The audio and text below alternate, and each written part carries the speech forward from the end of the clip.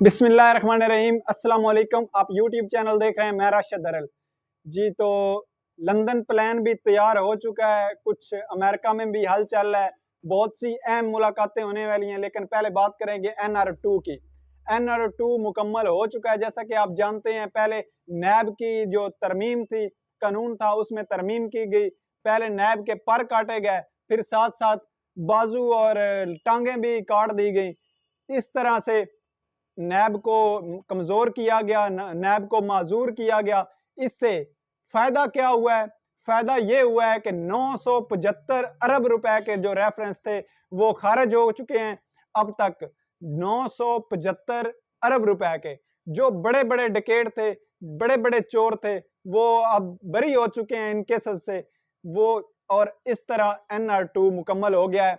इसमें शामिल हैं शहबाज शरीफ वजीर आजम पाकिस्तान, दूसरे CM साबका CM हमजा शहबाज, जरदारी साहब, राजा परवेज अशरफ, यूसुफ रजा गिलानी, सलमान शहबाज और इस तरह ही बड़े बड़े जो और 50 के करीब वज़रा, तमाम वज़रा थे और वज़रा की बल्कि एक कुंबा था पूरा, वो सारा ही बरी हो गया है। इसके बाद हम बात करेंगे नवाज शरीफ और शहबाज शरीफ की मुलाकात हुई है। लंदन प्लान पे आप आ जाएं। लंदन में बहुत कुछ प्लान हुआ है, बहुत कुछ फैसले किए गए हैं और ये फैसले आने वाले वक्त में आप देखेंगे कि क्या होता है।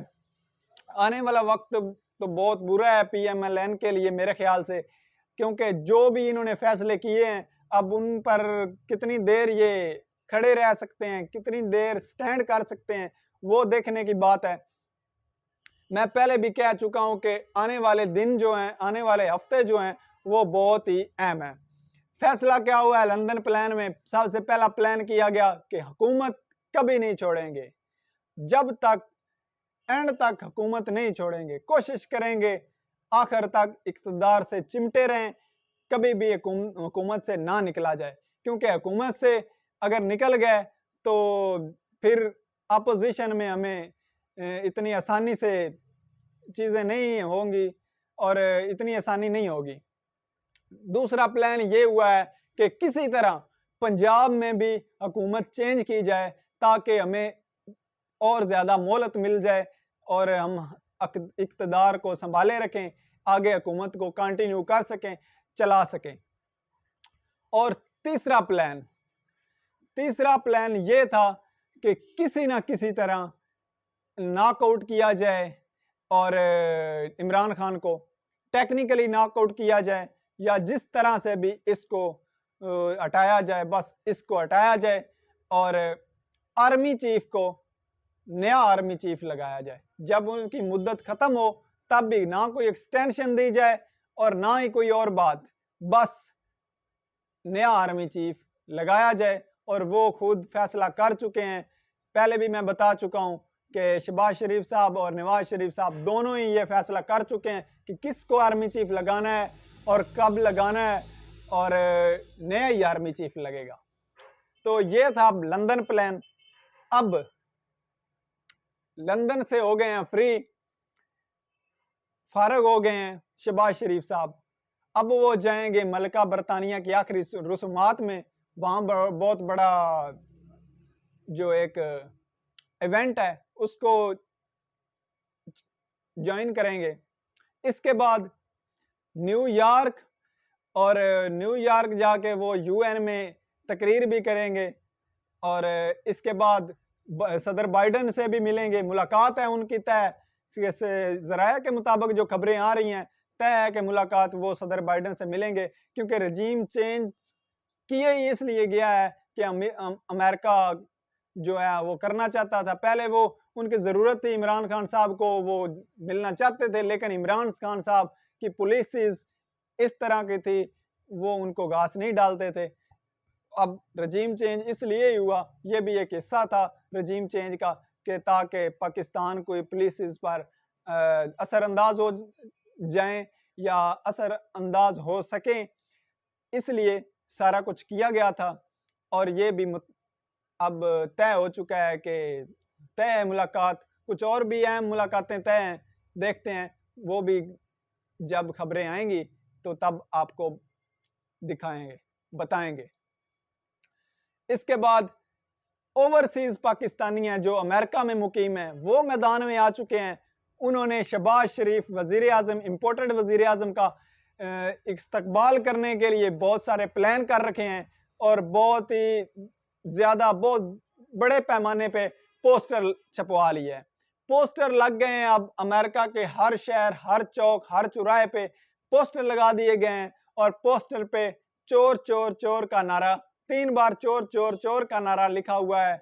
चोर ना हुकूमत ना मंजूर, चोरों की हुकूमत ना मंजूर, और चेरी ब्लॉसम के वहाँ इश्तिहार लगे हुए हैं और लगा दिए गए हैं। हर चौक पे, हर चौराहे पे, हर सिग्नल पे वो इश्तिहार लगा दिए गए हैं, स्टैंडों पे इश्तिहारात खड़े कर दिए गए हैं। और मुतवक्के ये है कि जब शहबाज शरीफ करेंगे तकरीर, तब बाहर बहुत बड़ी तादाद में लोग निकलेंगे, एहतजाज करेंगे।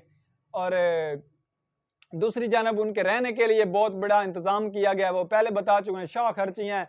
अब बताया जा रहा है कि जो ऑफिस कैंप है जहाँ वज़ीर आज़म रहेंगे जिस होटल में, उसका 4,000 रुपया 4,000 सॉरी डॉलर्स, अमेरिकन डॉलर्स उसका खर्चा होगा एक दिन का।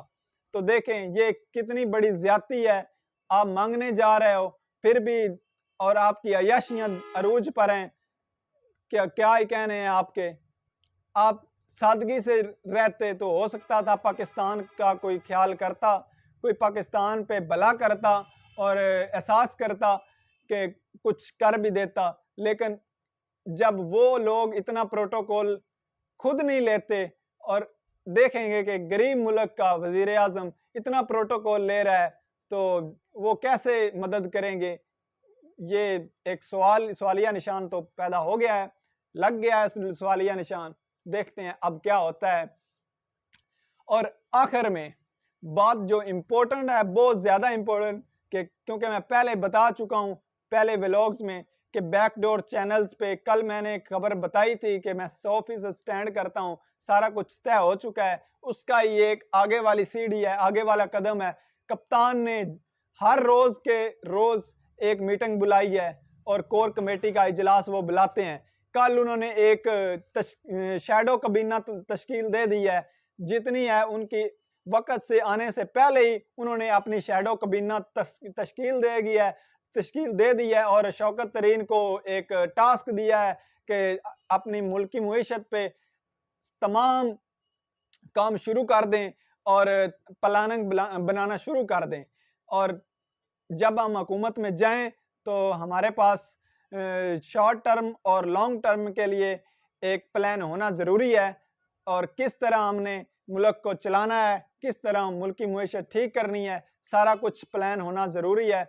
और दूसरी जानब उन्होंने टिकट देने वाले जो मरला है वो भी शुरू कर दिया है। तमाम टिकट होल्डर्स की मीटिंग बुला ली है और टिकट्स पहले ही दे दिए जाएंगे ताकि पिछली दफ़ा की तरह कोई ऐसा लड़ाई झगड़ा ना पैदा हो, ग्रुप बंदी ना हो। सब पहले मैनेज किया जाएगा, उसके बाद जो भी किया जाएगा उसके बाद किया जाएगा, ताकि इलेक्शन में आसानी हो। इलेक्शन जिन जिन को टिकट मिलनी हो उनको पहले पता हो कि हम लड़ रहे हैं इलेक्शन, और दूसरा जो मुखालफ या साथ में जो और है कैंडिडेट्स वो उनको सपोर्ट करें। तो इस तरह मैनेज खुद कर रहे हैं इमरान खान साहब सारा कुछ। तो एक जानब ये सब चल रहा है, दूसरी जानब इमरान खान साहब बहुत ही तेजी से जा रहे हैं उस तरफ, कॉल देने की तरफ। अगर इम्पोर्टेड हुकूमत चिमटे रहने की फैसला कर लेती है तो जोर ज़बरदस्ती उनको उतारा जाएगा। वो जोर ज़बरदस्ती कैसे होगा कि इमरान खान साहब के जो कबीना है या जो जितने भी अरकान हैं, जितने भी अजलास में शामिल होते हैं रहनुमा, उन्होंने कह दिया है कि अवाम अब बिल्कुल तैयार है, आप कॉल दें, पहले 3-4 दिन का अल्टीमेटम दें, उसके बाद आप कॉल दें, अवाम बिल्कुल तैयार है, हमारी 4 सूबों में हुकूमत है और हम जोर ज़बरदस्ती निकाल सकते हैं इस हुकूमत को। तो लिहाजा कप्तान बहुत ही ज़्यादा जल्दी में है और अब वो मेरे ख्याल से कोई टाइम नहीं देने वाले, 3 या 4 या 10 दिन का टाइम देंगे, इससे ज़्यादा नहीं होगा। 30 सितंबर से पहले पहले चीज़ें मैनेज की जाने की वो पहले भी उनसे वादा किया गया है कि 30 सितंबर से पहले पहले हम चीज़ें को मैनेज कर लेंगे। देखते हैं अब क्या होता है। अपने इस चैनल्स के साथ जुड़े रहिए, सब्सक्राइब कर लीजिए। आने वाले दिन बहुत ही अहम है। अपना ख्याल रखें, अपने इस चैनल का भी। अल्लाह हाफिज़।